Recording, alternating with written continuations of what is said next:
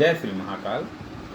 जैसे कि इससे पहले वीडियो में मैंने बताया था कि भगवान शिव जी को सावन माह अत्यंत प्रिय क्यों हैं और शिव जी को प्रसन्न करने के लिए अभिषेक क्यों किया जाता है। अभिषेक मतलब भगवान शिव जी को अत्यंत प्रिय, चाहे आप जल से अभिषेक करिए, चाहे दूध से अभिषेक करिए या पंचामृत से अभिषेक करिए, भगवान शिव जी को ये तीनों प्रकार के अभिषेक जो है अत्यंत प्रिय है।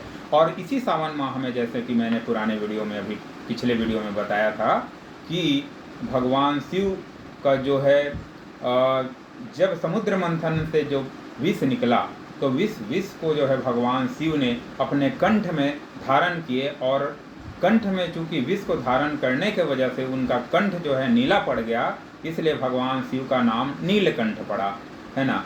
और भगवान शिव जब विष का पान कर रहे थे, ग्रहण कर रहे थे, तो कुछ बूंजे जो है इस धरती पे गिरा, जिसमें सर्पों ने उनका साथ दिया और बिच्छों ने उनका जो है ग्रहण करके साथ दिया।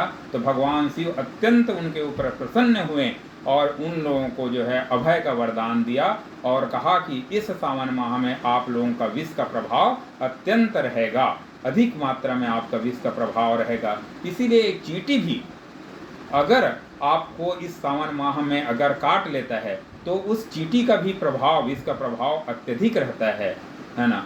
और इस प्रकार से समस्त जीव जंतुओं को भगवान शिव का वरद हस्त उसके ऊपर है और अभय प्रदान किया हुआ है। और इस सावन माह में इतने प्रकार के जीव जंतुओं का जो है उत्पत्ति होता है, क्योंकि भगवान शिव जो है इस संसार में, समस्त इस सृष्टि में जो है सभी जीव जंतुओं, चर अचर सभी प्रकार के जीव जंतुओं का जो है कल्याण करने वाली कल्याणकारी है। भगवान शिव का नाम, शिव का अर्थ ही कल्याणकारी है, तो सबके ऊपर उनका वरद हस्त है भगवान शिव का। तो शिव जी की जो कृपा से जो है सभी जीव जंतुओं की उत्पत्ति होती है, मतलब असंख्य जीव जंतुओं का उत्पत्ति इस सावन माह में होता है। गरज के साथ में, चमक के साथ में, है ना, सर्पों का जन्म होता है और बिच्छों का अत्यंत उनकी प्रजनन शक्ति बढ़ जाती है, उनके जन्म होते हैं।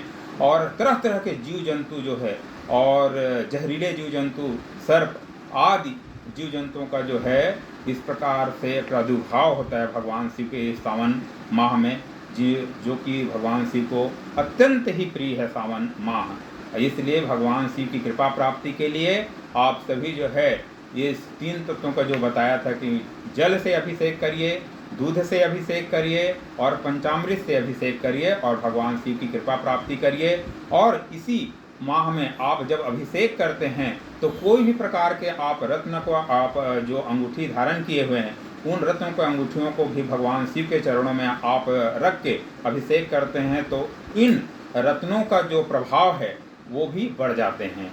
उनमें उस ग्रहों से रिलेटेड जो उनका प्रभाव है वो बढ़ जाते हैं। उन जो भी आप रत्न धारण करते हैं उनके तत्वों का प्रभाव बढ़ जाते हैं और जीवन में आपका बहुत ही सकारात्मक परिणाम देते हैं। और ये जो सावन माह हैं, कई प्रकार के रत्नों को धारण करके अपने जीवन को बहुत ही सुंदर बनाने के लिए, सफल बनाने के लिए बहुत ही आवश्यक है। आप कई प्रकार के रत्नों को धारण करके आप भगवान शिव की कृपा की प्राप्ति कर सकते हैं, नवग्रह की रत्नों को धारण कर सकते हैं आप, है ना। इस प्रकार से भगवान शिव की कृपा की प्राप्ति कर सकते हैं। जय श्री महाकाल। ओम नमः शिवाय।